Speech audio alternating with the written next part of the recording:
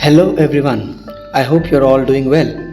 सो आज हम एक बहुत ही इंपॉर्टेंट टॉपिक डिस्कस करने वाले हैं which is direct and indirect speech. Indirect speech को रिपोर्टेड स्पीच भी कहा जाता है। अब basically direct and indirect speech होता क्या है? In this image you can see there are 3 people actually, first person, second person and this third person. तो जब फर्स्ट पर्सन सेकेंड पर्सन को कोई चीज़ बोल रहा है, फॉर एग्जाम्पल यहाँ पे बोल रहा है आई will call you tomorrow, this boy is the first person जो इस गर्ल को बोल रहा है आई विल कॉल यू टुमारो। तो फर्स्ट पर्सन जब सेकेंड पर्सन को कोई चीज़ बोलता है उसको हम डायरेक्ट स्पीच कहते हैं। अब जब ये सेकेंड पर्सन लड़की किसी थर्ड पर्सन लड़की को ये सेम चीज़ रिपीट कर रही है जो उसको फर्स्ट पर्सन ने बोला I will call you tomorrow का, so what is the second person saying? उसको थर्ड पर्सन को ही सेड, या ही मतलब ये लड़का, that he would call me the next day. So basically tomorrow का द नेक्स्ट डे हुआ है।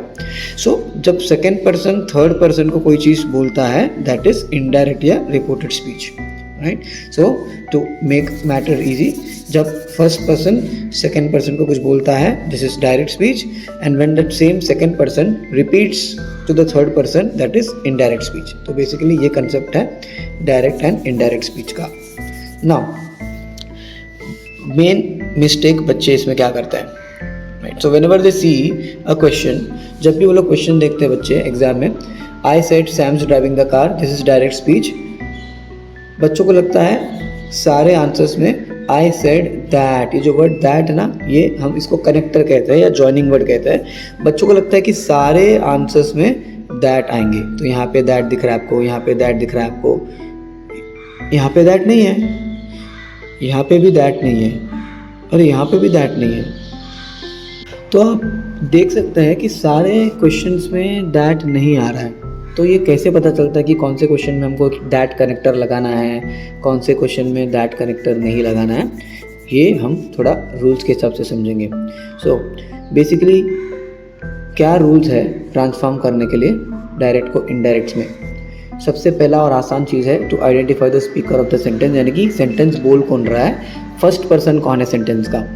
And then the most important is the second rule, जो बहुत सारे बच्चे नहीं करते हैं, which is to identify the type of sentence, right. अब जब मैं टाइप ऑफ सेंटेंस की बात करता हूँ तो we know there are 4 types of sentences, right, basic. तो एसर्टिव सेंटेंस वो होता है जिसमें बेसिक इन्फॉर्मेशन या जनरल स्टेटमेंट पास किया जाता है। For example I am feeling hungry, मुझे भूख लग रही है, ये एक बेसिक इन्फॉर्मेशन सेंटेंस है, इसको एसर्टिव सेंटेंस कहते हैं, राइट। और एसर्टिव सेंटेंस में हम लोग दैट लगाते हैं। Next is imperative sentence. Imperative sentence यानी कि वो सेंटेंस जिसमें order, command, request, suggestion, advice ऐसे चीज़ें होते हैं। For example please give me food to eat. अब ये जो सेंटेंस है please give me food to eat, ये इन्फॉर्मेशन नहीं है, ये एक रिक्वेस्ट है, किसी से तो रिक्वेस्ट किया जा रहा है। तो ऐसे सेंटेंस को हम इम्पेरेटिव कहते हैं, और उस सेंटेंस में हम दैट नहीं लगाते हैं, हम उसमें टू लगाते हैं दैट की जगह पे। And the third sentence is interrogative sentence. Obviously आपको पता होगा इंटरोगेटिव सेंटेंस वो होता है जिसमें क्वेश्चंस पूछे जाते हैं। For example what is there to eat today, आज खाने में क्या है, राइट। तो ये इंटरोगेटिव सेंटेंस है और ये हमको एग्जाम में ज़्यादातर पूछा जाता है। This is the mostly asked question in the exam, specially 10th and 12th के लिए, जिसमें हमको बिल्कुल दैट नहीं लगाना है।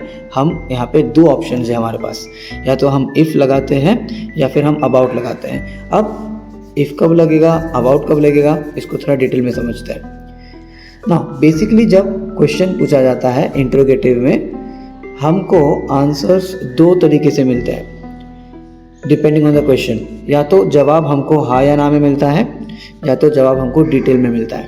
For example if I ask are you understanding this topic, मैंने क्वेश्चन पूछा are you understanding this topic, क्या आपको ये टॉपिक समझ में आ रहा है? अब इसका जवाब या तो आप हाँ में दोगे या तो ना में दोगे। मैं तो चाहूँगा कि आप जनरली हाँ में ही जवाब दो, क्योंकि टॉपिक आप देख रहे तो आपको समझ में आना चाहिए। बट ये जो क्वेश्चन है obviously the answer would be in yes या नो। तो जब यस या नो वाला क्वेश्चन होता है तब हम दैट नहीं यूज़ करते, उसके जगह पर हम यूज़ करते हैं इफ़ या वेदर। तो अब डिटेल वाला क्वेश्चन क्या हो गया? अगर मैं आपको पूछूंगा what was the previous topic that we learned, हमने प्रीवियस टॉपिक क्या पढ़ा, अब इसका जवाब ऑब्वियसली आप हाँ या ना तो नहीं दोगे, आप थोड़ा डिटेल में जवाब दोगे। सर हमने जो प्रीवियस टॉपिक पढ़ा था वो तो टेंस था, या फिर हमने टाइम मैनेजमेंट वाला टॉपिक डिस्कस किया था, सो वो क्वेश्चन का आंसर हम डिटेल में देंगे। सो बेसिकली आप समझ सकते हैं कि जब क्वेश्चन पूछा जाता है उसका आंसर या तो हाँ या ना में होगा या तो डिटेल में होगा। तो अगर इंट्रोगेटिव क्वेश्चन का आंसर हमको हाँ या ना में मिलता है तब हम दैट की जगह पे इफ़ या वेदर यूज़ करते हैं, और अगर क्वेश्चन का आंसर डिटेल में है तो हम अबाउट यूज़ करते हैं। ऑब्वियसली हम जब एग्जांपल्स देखेंगे तो ये बात आपको क्लियरली और समझ में आएगी। And then the last topic, I mean the last type of sentence is exclamatory sentence, जिसमें सरप्राइज, पेन, शॉक ये सब चीज़ें होती है।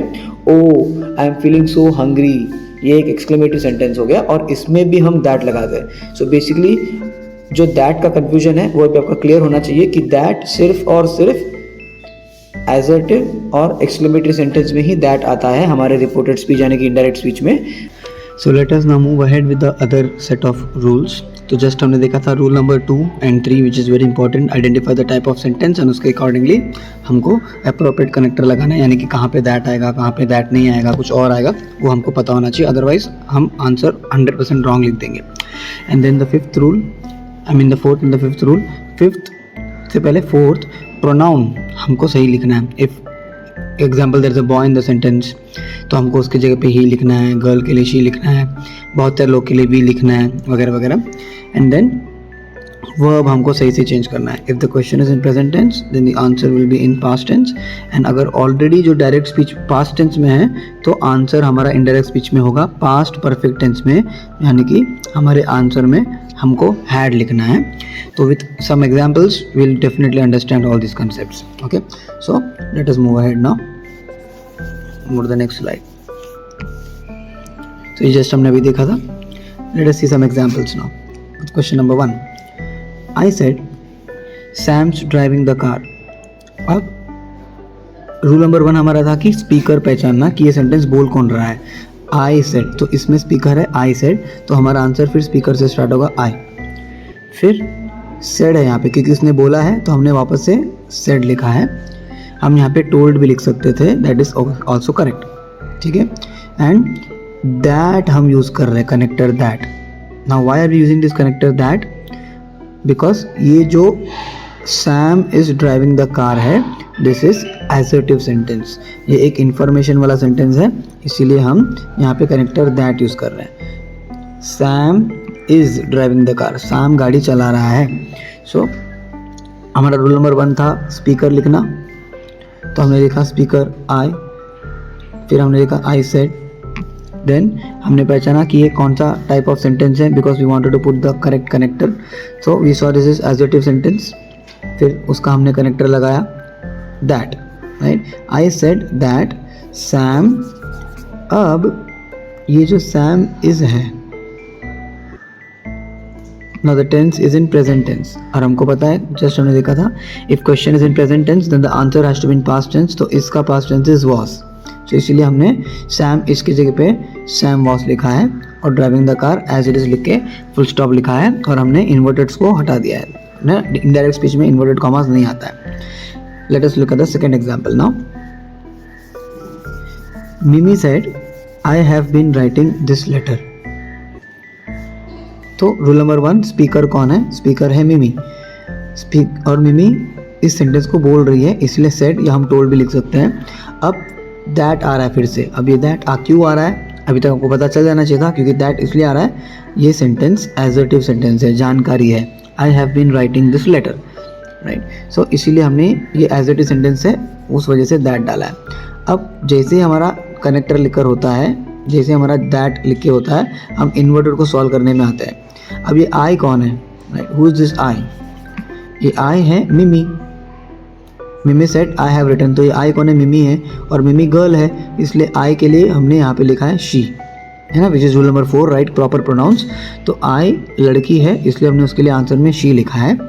एंड देन नेक्स्ट ये जो हैव है, next word is have, I के बाद have is in present tense, right. So when the question is in present tense the answer has to be in past tense, तो have का past tense is had, इसलिए हमने she के बाद had लिखा है, और बाकी का सब been writing this changes to that. जब हम डायरेक्ट इनडायरेक्ट करते हैं तो दिस का आंसर में हम लोग चेंज करके दैट लिखते हैं। वैसे ही नाव का चेंज होके देन हो जाता है या कुछ चेंजेस ऐसे बेसिकली हमको करने पड़ते हैं इन indirect speech.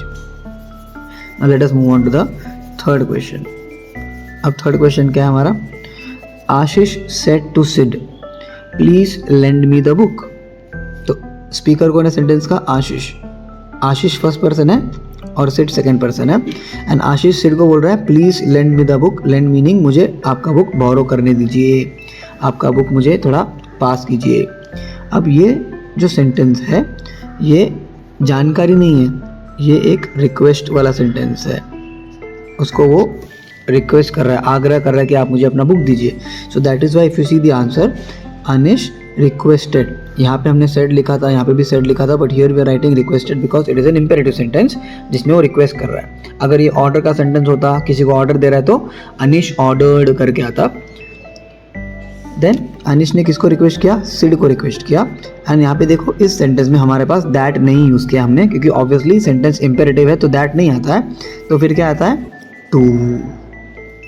Anish requested Sid to, और प्लीज़ हट जाता है क्योंकि हमने रिक्वेस्ट ऑलरेडी लिख दिया है. लेंड मी, यहाँ पे मी मतलब कौन है? अनिश. अब अनिश इज़ अ बॉय इसलिए यहाँ पे हिम आ रहा है. So answer become Anish requested Sid to lend him the book. Okay, so first question was assertive इसलिए दैट आया. सेकेंड वॉज ऑल्सो एजर्टिव तो दैट आया. थर्ड वॉज इम्पेरेटिव इसलिए दैट नहीं आया है, टू आया है. Okay, very important. Let's look at the fourth question now. The old lady said to the girl where do you come from. The old lady said to the girl where do you come from. Now ये एक important question हो जाता है हमारे board perspective से, because the question here is interrogative sentence. Sentence हमारा interrogative है, तो जब भी इंट्रोगेटिव होता है तो ध्यान देना हमको. डेफिनेटली दैट तो नहीं आने वाला आंसर में. अब ये सेंटेंस बोल कौन रहा है? The old lady. The old lady ये बोल नहीं रही, एक्चुअली पूछ रही है, इसलिए हम लिख रहे हैं asked. The old lady asked किसको? The girl. The old lady asked the girl. अब हमारे पास दैट तो नहीं आने वाला है, तो दो ऑप्शन था, या तो इफ़ या तो अबाउट. इफ़ था हाँ या ना के लिए और अबाउट था डिटेल के लिए. तो देखते कि इस क्वेश्चन का आंसर कैसा होगा. Where do you come from, तुम कहाँ से आते हो, तुम कहाँ रहते हो. अब ऑब्वियसली इसका आंसर यस या नो में तो आगा नहीं, ये डिटेल वाला आंसर होगा, तो इसलिए हमको अबाउट लगाना पड़ेगा सेंटेंस में. So let us see. The old lady asked the girl, girl के बाद अबाउट. अब ये अबाउट एक ऐसा वर्ड है जिसको हिंदी में हम बोलते हैं की. अब ये की बोलो या ना बोलो सेंटेंस में उतना फ़र्क नहीं पड़ता. फॉर एग्जाम्पल, सर ने कहा कि मैं आपका एग्ज़ाम लूँगा. ये एक सेंटेंस मैंने बोला, सर ने कहा कि मैं आपका एग्ज़ाम लूँगा. दूसरा सेंटेंस, सर ने कहा मैं आपका एग्ज़ाम लूँगा. इन दोनों सेंटेंस में एक फ़र्क सिर्फ क्या किया मैंने, एक सेंटेंस में मैंने की बोला और एक सेंटेंस में मैंने की नहीं बोला. ज़्यादा कुछ फ़र्क नहीं पड़ता है उस वजह से. तो वैसे ही अबाउट है, आप अबाउट लिखो या ना लिखो फ़र्क नहीं पड़ता, इसीलिए इन्होंने इस आंसर में अबाउट नहीं लिखा है. लेकिन अगर अबाउट लिखना है हमको एग्ज़ाम में तो हम अबाउट कहाँ लिखेंगे? गर्ल के बाद. The old lady asked the girl about, और जैसे हमारा अबाउट लिखे हुआ तो हम इन्वर्टेड के अंदर आएंगे. Where do you come from, तो हमारा आंसर हो जाएगा where she came from. Right. अब क्योंकि ये यू कौन है, ये लड़की को पूछा है, गर्ल को, इसलिए शी आया है. वेयर के लिए एज इट इज़ वेयर लिखा है. यू केम फ्रॉम, अब क्योंकि कम प्रेजेंट टेंस है तो हमारे आंसर में केम हो जाएगा पास्ट टेंस. ओके. अब जो फिफ्थ क्वेश्चन है वो भी इंटरोगेटिव सेंटेंस है. अब इंटरोगेटिव सेंटेंस के तौर पे I would like to tell you 3 very important things जिसको आपको प्लीज़ ध्यान रखिएगा. So first of all, whenever you see the question is in interrogative, 3 चीज़. सबसे पहले दैट नहीं आने वाला है. ओके, दैट नहीं आने वाला है, ये पहला चीज़ हमको दिमाग में आना चाहिए. दूसरा चीज़, या तो इफ़ आएगा या फिर अबाउट आएगा, डिपेंडिंग ऑन क्वेश्चन यस या नो है कि डिटेल है. And third and the most important thing जो मैं आपको बताने वाला हूँ, which is if you look properly. अब क्वेश्चन नंबर 5 को देखो. I said to Daniel are you reading this book. Right. तो ये सेंटेंस का स्पीकर है आई, और मैंने डैनियल से पूछा है इसलिए आई आस्क्ड डैनियल. अब are you reading this book, क्या तुम इस बुक को पढ़ रहे हो, इसका आंसर हाँ या ना में होगा, इसीलिए हमने यहाँ पे हाँ या ना वाले के लिए क्या यूज़ करेंगे? इफ़ यूज़ करेंगे. राइट. हाँ या ना है इसलिए हम इफ़ यूज़ करेंगे. सो दैट इज़ वाई यहाँ पे इफ़ आया है. अब ध्यान देने की बात ये है कि हम क्वेश्चन में तो आर यू है, तो बेसिकली हमको आंसर में आर का वॉस और यू का ही करना चाहिए, क्योंकि यू मतलब डैनियल। बट आप आंसर में देखोगे वॉस ही की जगह पे हमने ही वॉस लिखा है। हमने चेंज क्यों किया? जबकि आप इस क्वेश्चन में देखो, क्वेश्चन नंबर 2 में आई था तो पहले हमने आई का शी किया, हैव था तो हमने हैव का हैड किया। तो जैसा क्वेश्चन में था आई हैव, तो उसको अपन ने शी हैड किया और आंसर में भी शी हैड लिखा है। बट यहाँ पे आर यू का वॉज ही होता है, बट आंसर में हमने ही वॉज किया है। ये हमने शिफ्ट क्यों किया, ये हमने एक्सचेंज क्यों किया, स्वाइप क्यों किया, वो समझना हमको बहुत ज़रूरी है, जो हम एक एग्जाम्पल से भी समझने वाले हैं। तो जब हम कुछ क्वेश्चन पूछते हैं तो बेसिकली हम क्वेश्चन में लिखते हैं example, what is your name. अगर आप देखोगे पहले इज़ आ रहा है विच इज़ वर्ब एंड बाद में आ रहा है your which is pronoun. But जब हम इस क्वेश्चन को आंसर करते हैं we answer it like this, my name is, जो भी आपका सुंदर सा नाम है XYZ। Look at the answer. जब हम आंसर करते हैं तब हम पहले माई लिख रहे हैं, यानी कि पहले प्रोनाउन आ रहा है, उसके बाद इज़ आ रहा है, वर्ब आ रहा है। बेसिकली क्या हो रहा है इसमें, जब क्वेश्चन पूछा जा रहा है तो पहले वर्ब था बाद में प्रोनाउन, बट आंसर में पहले प्रोनाउन बाद में वर्ब। ये बहुत ही इंपॉर्टेंट कंसेप्ट है when we solve indirect speech of interrogative sentence. तो इसको बहुत ध्यान देना आप लोग। जैसे ही आपके क्वेश्चन एग्ज़ाम पेपर में ये क्वेश्चन मार्क आपको दिखेगा तो आपको 3 चीज़ें याद रखनी है। एक, दैट नहीं लगाना है, तो क्या लगाएंगे, या तो इफ़ या फिर अबाउट लगाएंगे डिपेंडिंग ऑन येस या नो या डिटेल वाला। एंड तीसरा, ये जो वर्ब और प्रोनाउन का पोजीशन है हमको आंसर में चेंज करके पहले प्रोनाउन फिर बाद में वर्ब लिखना है। ये चीज़ हमको बहुत ध्यान देना है फॉर इंटरोगेटिव sentences का indirect speech। okay, now let us move to the 6th question। आप 6th question देख सकते हैं, शिविना said alas I am lost। अब ये जो सेंटेंस है alas I am lost, ये एक एक्सक्लेमेटरी सेंटेंस है और मैंने देखा था कि एक्सक्लेमेटरी के लिए जॉइनिंग वर्ड या कनेक्टर आता है दैट। ओके, एंड दूसरी एक बात, आप अगर आप आंसर देखोगे तो शिविना हमने लिखा है, शिविना एक्सक्लेम्ड लिखा है। देखो जब इंटरोगेटिव सेंटेंस था, तब आस्क लिखा था हमने, जब इम्पेरेटिव था रिक्वेस्ट वाला तो रिक्वेस्टेड लिखा था, जब एसेटिव था तो सेड या टोल्ड भी हम लिख सकते हैं। बट यहाँ पे एक्सक्लेमेटरी सेंटेंस है तो याद रखना एक्सक्लेमेटरी सेंटेंस के लिए हमेशा आएगा एक्सक्लेम्ड। ओके, एंड उसका जॉइनिंग वर्ड है दैट। सो आंसर एकदम सिंपल है, शिविना एक्सक्लेम्ड सैडली। अगर सैडली को हम अवॉइड कर सकते हैं तो भी चलेगा, शिविना एक्सक्लेम्ड दैट, क्योंकि सेंटेंस इज एक्सक्लेमेटरी इसलिए दैट आया है। और आई कौन है, ये आई इज शिविना, इसलिए वहाँ पे लड़की के लिए शी आया है। एम प्रेजेंट टेंस है इसलिए आंसर में वॉज आया है। एंड लॉस्ट का लॉस्ट है। ना क्या आप क्वेश्चन नंबर 7 को ट्राई कर सकते हो? क्वेश्चन नंबर 7 अगर आप देखोगे, I enjoyed the movie a lot said the boy. अगर आप क्वेश्चन को देखोगे ध्यान से तो इसमें वर्ब है एन्जॉयड, जो कि ऑलरेडी पास्ट टेंस में है, मतलब हमारा आंसर आने वाला है पास्ट परफेक्ट में, यानी हमारे आंसर में आने वाला है हैड। तो प्लीज़ इसको ध्यान में रखो, जब भी क्वेश्चन पास्ट में होता है, जैसा ये वाला क्वेश्चन पास्ट में है तो हमारा आंसर में हैड आने वाला है। तो आंसर हमारा क्या हो जाएगा, आंसर हो जाएगा द बॉय सेट के जगह पर हम लिख देंगे told, the boy told that, क्योंकि ये एक एसर्टिव सेंटेंस है। मुझे पिक्चर अच्छा लगा, मैंने पिक्चर एंजॉय किया, ये एक एसर्टिव सेंटेंस है इसलिए दैट आएगा। अब ये आई कौन है, ये आई है बॉय, राइट। ये आई हमारा बॉय होने की वजह से हम यहाँ पे लिख देंगे आंसर में दैट ही, क्योंकि आई के जगह पे आ जाएगा ही। एंजॉयड क्योंकि ये पहले से पास्ट में है तो हमारे आंसर में पहले हैड आएगा, उसके बाद आएगा एंजॉयड।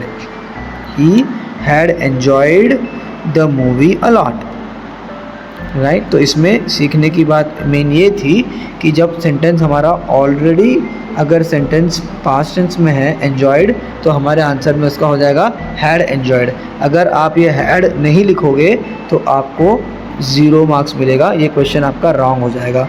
तो ऐसे ही आप प्रैक्टिस अगर करते रहोगे तो आप आराम से इस टॉपिक में, जो 10th में आता है 2 मार्क्स के लिए और 12th में ऑप्शंस के साथ आता है 1 मार्क्स के लिए, आप इसको आराम से आप सॉल्व कर सकते हो। चलो अब ये एक बोर्ड का क्वेश्चन है जो मार्च 2024 में आया हुआ था 10th स्टैंडर्ड के लिए। क्या है question? I have always wanted to hear him and see him. ये जो आई कॉन्ट्रैक्शन के साथ लिखा है इसका मतलब है I have always wanted to hear him and see him, he said. तो इसका आंसर क्या हो जाएगा? स्पीकर कौन है? रूल नंबर 1 था हमारा स्पीकर पहचानना, स्पीकर है ही, तो हमने लिख दिया यहाँ पे ही। सेड है तो हम सेड के लिख देंगे टोल्ड। अब थर्ड रूल था हमारा कनेक्टर लगाना। कनेक्टर के लिए हमको देखना है कि कौन सा सेंटेंस है, ये कौन सा टाइप ऑफ सेंटेंस है। I have always wanted to hear him and see him, ये वो जानकारी दे रहा है कि मुझे हमेशा उनको मिलना, उनको सुनना था, देखना था। ये एडजेक्टिव सेंटेंस है, उस वजह से यहाँ पे आ जाएगा दैट, ही टोल्ड दैट। फिर ये आई हैव है, ये आई कौन है? लड़का है ही, तो इसलिए ही आएगा। हैव है उसके बाद, हैव कौन सा टेंस है? प्रेजेंट टेंस, तो उसकी जगह पे आ जाएगा हैड। वांटेड का तो वांटेड ही रहेगा, that he always wanted to hear him and see him. बस इतना आसान सा क्वेश्चन है, ये 2 मार्क्स के लिए आया हुआ है 2024 वाले बोर्ड एग्ज़ाम में। सो प्लीज़ हम एक बार फिर से आपको वो रूल्स दिखाना चाहेंगे जिस वजह से ये टॉपिक में हमको पूरे मार्क्स आने ही आने हैं। तो अगर हम पीछे जाएंगे तो हम डॉक्यूमेंट के एंड में पहुंच गए हैं। सो ये थोड़े रूल्स थे जिसमें से इम्पॉर्टेंट कौन से हैं हमको पहचानना है। Identify the type of sentence, जिससे हमको प्रोप्रिएट कनेक्टर, ये कनेक्टर आप रॉन्ग लिखोगे तो आपको आंसर 0 हो जाएगा। एंड देन प्रोनाउंस ठीक से लिखने हैं, एंड वर्ब जो है टेंस के हिसाब से हमको चेंज करना है। So hope you understood this video.